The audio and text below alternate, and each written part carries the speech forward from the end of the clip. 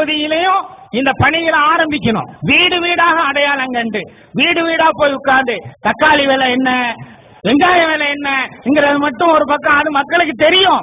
ஆனா இந்த நூற்றாண்டில உலகத்திலே எங்கேயும் நடக்காத ஊழல் திராவிட முன்னேற்ற கழக காங்கிரஸ் கூட்டணி ஆட்சியிலே நடைபெற்றிருக்கின்றது.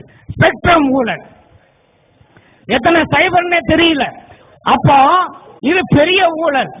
இந்த ஊழல் என்ன எப்படி நடந்திருக்கின்றது என்பதை எல்லாம் இது நம்முடைய நாட்டை, இதனால என்ன சொல்றாங்க, எல்லார் பாக்கெட்லயும் செல்போன் இருக்கின்றது, செல்போனுடைய விலையை குறைச்சிட்டோம், இது ஒரு பெரிய புரட்சி இல்லையா, இது ஒரு நல்வாழ்வு திட்டம் இல்லையா அப்படின்னு பார்த்தா ஒரு ரூபா அரிசியும் கூட இது அரசாங்கத்துக்கு இழப்புத்தானே ஏற்பட்டிருக்கின்றது என்றெல்லாம் சொல்கின்றார்களே.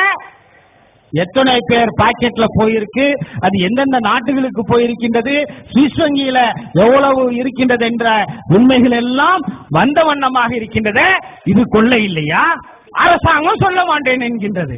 இது கொள்ளை இல்லையா? யாருடைய சொத்து? இந்த நாடு கருணாநிதி குடும்பத்திற்கும் சோனியா காந்தி குடும்பத்திற்கும் ஆண்டிமுத்து ராஜாவுக்கும் சொந்தமான நாடுதானா இது? இந்த நாடு வளர்ச்சிக்கு, இந்த நாட்டினுடைய வளர்ச்சிக்கு, இந்த நாடு விடுதலை பெற்றதுக்கு அனைத்து தரப்பு மக்களும் பாடுபட்டு இருக்கின்றார்கள். அனைத்து மக்களுடைய பங்களிப்பும் இருக்கின்றது.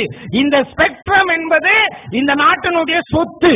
ராணுவம் மட்டுமே பயன்படுத்தக்கூடியதை தொலைத்தொடர்புக்காக வேண்டி கொடுத்திருக்கின்றார்கள்.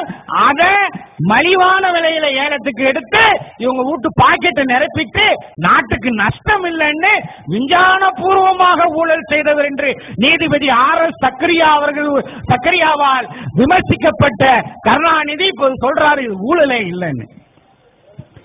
இதையெல்லாம் நாம் வீடு வீடாக சென்று பிரச்சாரம் செய்வதற்கு கடமைப்பட்டு இருக்கின்றோம் என்பதையும் என் அருமை சகோதரர்களே நீங்கள் மறந்துவிடக் கூடாது.